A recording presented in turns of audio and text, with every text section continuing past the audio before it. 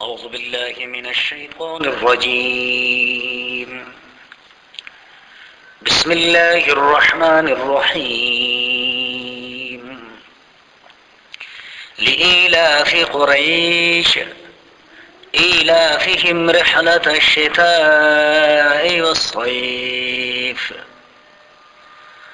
سورہ قریش ہجرت سے پہلے نازل ہونے والے سورتوں میں سے ہیں. یہ 30ویں پارے کے مختصر اور جامع ترین سورتوں میں سے ایک ہے. یہ سورہ مبارکہ ہجرت سے پہلے نازل ہونے والی سورتوں میں سے ایک ہے اور اس میں 1 رکوع 4 آیتیں 17 کلمات اور 73 حروف ہے. بنیادی طور پہ اس سورہ مبارکہ میں اللہ تبارک و تعالیٰ نے قریش کو مخاطب کیا ہے اور قریش کو مخاطب کرنے کے ساتھ ساتھ انہی کے خطاب کے ذریعے ان لوگوں کو بھی ایک اللہ کی بندگی کی دعوت دی گئی جنہوں نے اللہ کے ساتھ اوروں کو شریک قرار دے رکھے تھے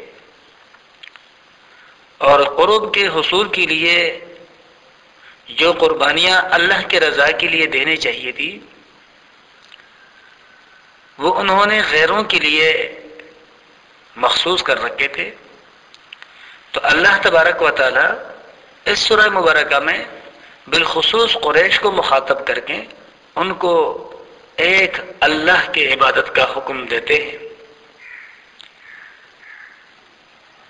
اس لیے کہ قریش عرب میں ایک ممتاز مقام رکھتے تھے اور لوگ ان کو دیکھ کر ان کی پیروی اختیار کرنے میں اپنے فائدہ اور عقل مندی تصور کیا کرتے تھے.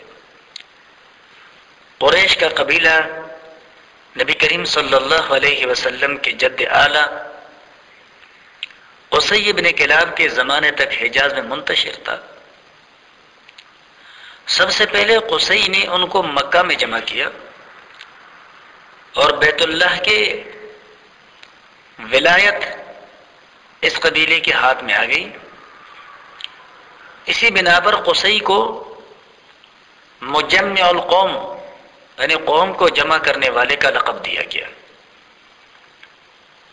اس شخص نے اپنے اعلیٰ درجے کے تدبر سے مکہ میں ایک شہری ریاست کی بنیاد رکھی اور ہر طرف عرب سے آنے والے حاجیوں کی خدمت کا بہترین انتظام کیا، جس کے بدولت آہستہ آہستہ عرب کے تمام قبائل اور تمام علاقوں میں قریش کا اثر و رسوخ بڑھتا اور قائم ہوتا چلا گیا.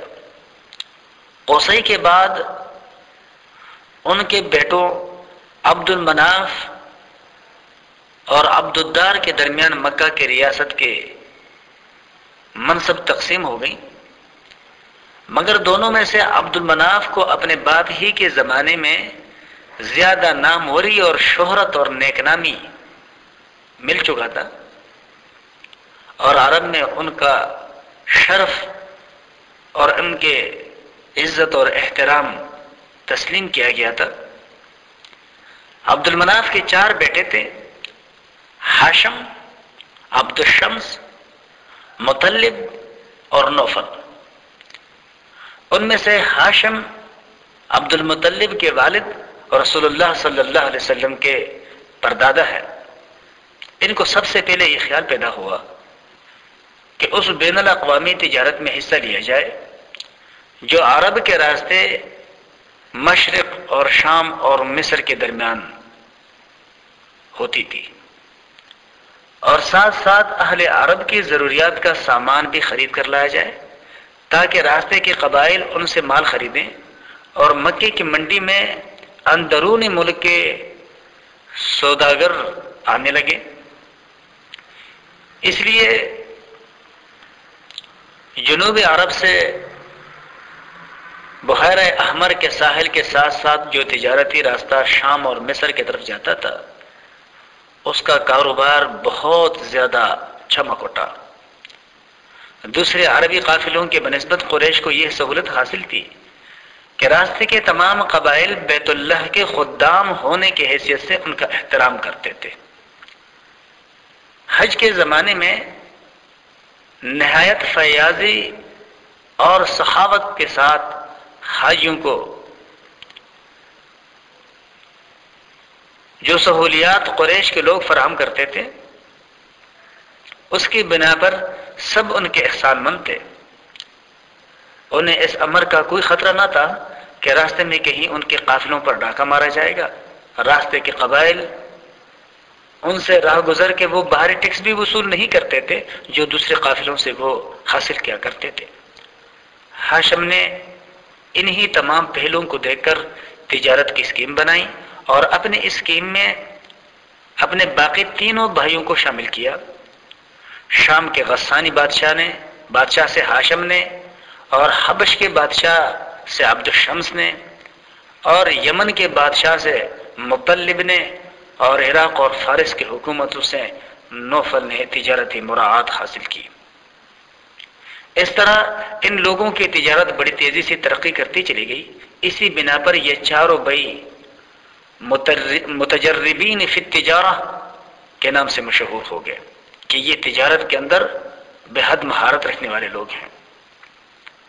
اور جو رابطے انہوں نے گرد و پیش کے قبائل اور ریاستوں سے قائم کیے تھے ان کی بنا پر ان کو اصحاب الہ بھی کہا جاتا تھا، جس کے لفظی معنی ہے الفت پیدا کرنے والوں کے ہیں۔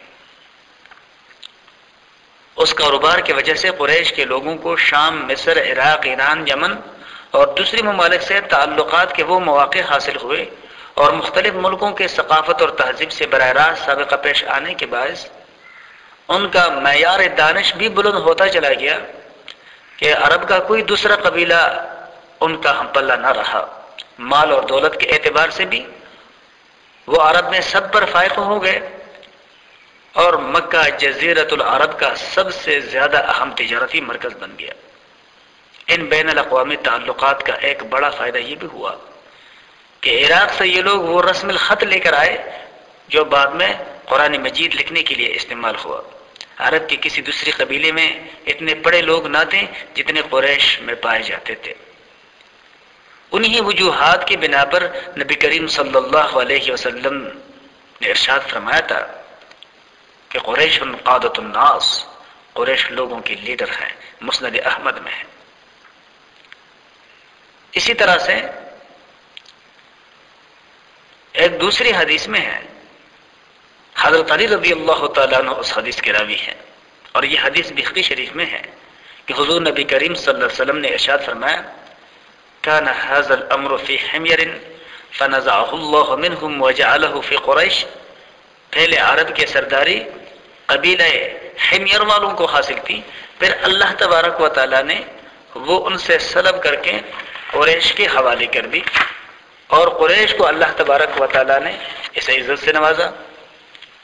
قریش اسی طرح ترقی پہ ترقی کرتے چلے جا رہے تھے کہ مکہ پر ابرہہ کی چڑھائی کا واقعہ پیش آیا 571 یا 570 عیسوی میں۔ اگر اس وقت ابرہہ اس شہر مقدس کو گرانے اور اس کی حرمت کو پامال کرنے میں کامیاب ہو جاتے تو عرب میں قریش ہی کی نہیں خود کعبہ کے دھاک بھی ختم ہو جاتی۔ زمانہ جاہلیت کے عرب کا یہ عقیدہ متزلزل ہو جاتا کہ یہ گھر واقعی اللہ ہی کا گھر ہے، اس لیے کہ اس گھر کے اندر باوجود اس کے کہ ان لوگوں نے اپنے ہاتھوں سے بت رکھے تھے، لیکن بہرحال وہ کعبۃ اللہ کو اللہ کا گھر بیت اللہ کہا کرتے تھے، اور قریش کو اس گھر کے خادم ہونے کی حیثیت سے جو احترام پورے ملک میں حاصل تھا وہ یقیناً ختم